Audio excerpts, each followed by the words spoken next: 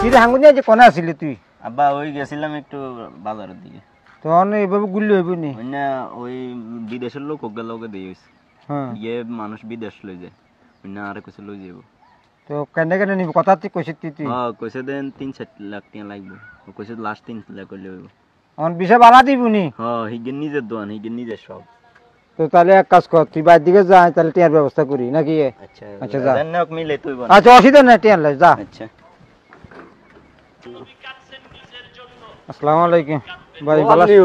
কি খবর ভাই আছি আল্লাহ দিলে বলো, আপনার কাছে নাও দিছি ভাই। আর ওয়াজন বন্ধ করি।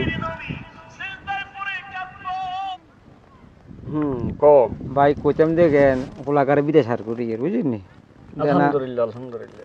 আর অল্প কুকা টিয়ার দরকার, লাখখানি করলে সারে বুঝিনি। টিকিটটা করতাম হারিয়েন না, আমার কাছে আছে আর লাখখানি টিয়া দাম যাবি নি ভাই।